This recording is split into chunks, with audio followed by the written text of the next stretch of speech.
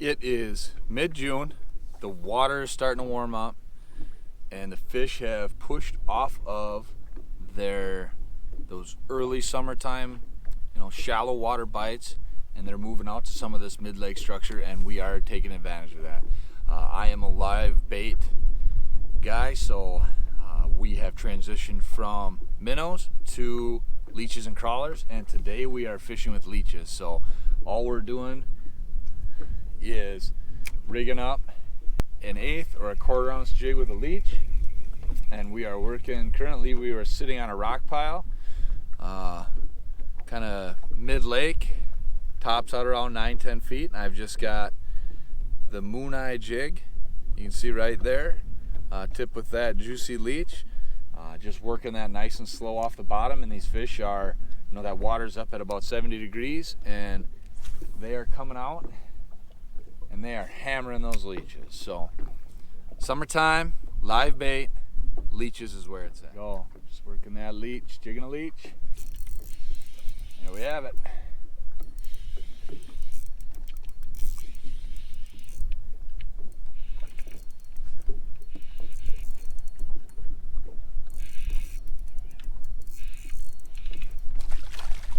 Nice fish.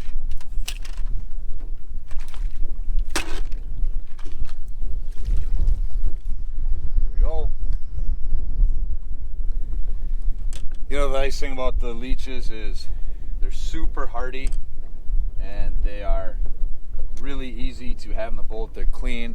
It's not like a night crawler where you're constantly, dealing with the dirt or the worm bedding.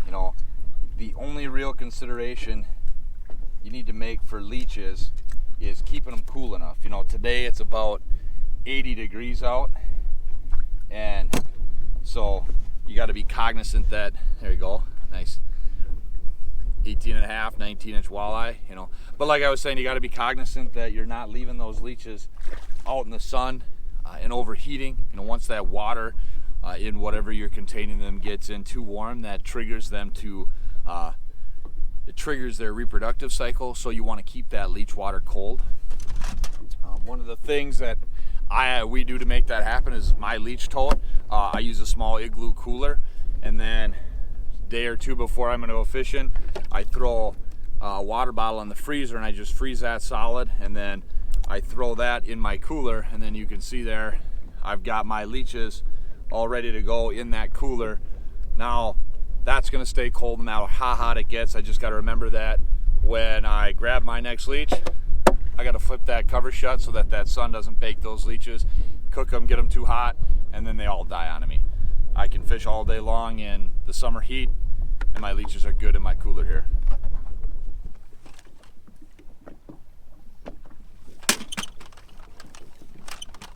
Come on, baby.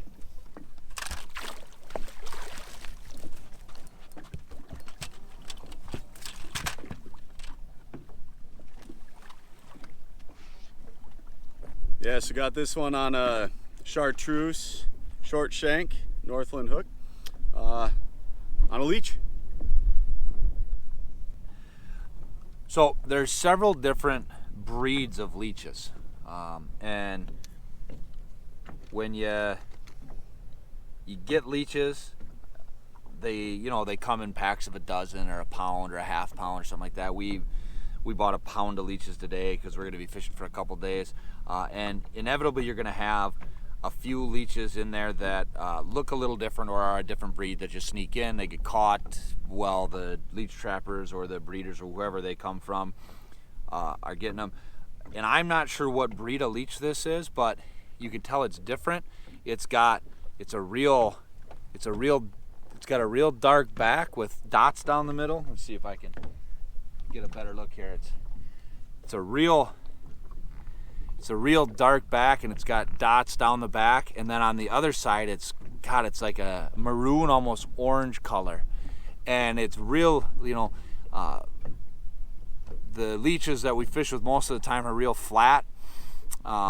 This one is a little more, it has a lot more defined segments. It's much more segmented. It's more like a tube. I don't know what these leeches are called, but they are junk. You could fish with this all day long, you're not going to get a bite. I don't know what it is. The fish won't eat them. I get rid of them. What you want is these nice, big, flat leeches that are a solid color. Some of them are a little leopard colored, but the nice, big, flat leeches are the ones you're looking for. And all we're doing with them, you know, you've got the sucker end of the leech there, the tail end of the leech. You know, some guys will hook these 2-3 times, you know, thinking they're gonna stick on longer. I just find that sucker end, I'm struggling here. I just find that sucker end, and I just go once through, just like that. I want as natural as a presentation as possible, and I find that I just hook that one time right behind that sucker. They hold on great, and that gives the leech the best kind of movement in the water that I can ask for, and that's where I have my most success.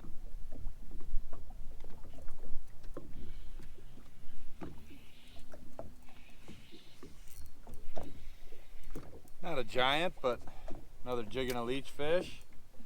There we go. Nice little walleye tricked into biting on a leech. You know, there's more than a couple ways to present leeches to trick unwitting walleyes into biting. You know, you can use slip bobbers, Lindy rigs, like what we're doing today, jigs. One of the things I always add though is a fluorocarbon leader.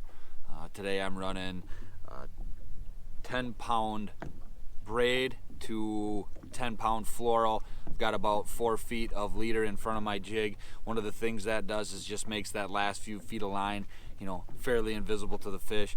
Some days it doesn't make a dang bit of difference about getting more bites, but there's other days where it will turn your 1 fish day into a 10 fish day because they're a little bit finicky, and that fluorocarbon is just enough to trick them into biting, whereas if you didn't have it, you wouldn't catch the fish. So no matter how you're going to present these leeches, make sure that you are incorporating some type of that invisible leader or that fluorocarbon up to your hook so that you are going to catch more fish. So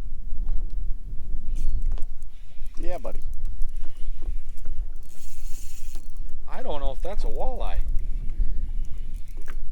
If it is, it's a decent one. Oh no, just an angry little one. Nice little fish though. Nice little fish here to cap off our night. You know, kind of running out of daylight, running out of bait. Kind of been pounding through these walleyes. So, you know, next time you head out, if you don't know how you're going to fish them, don't overlook leeches. And thanks for watching. I hope you enjoyed it. I hope you found it informative, maybe a little bit entertaining. But till next time.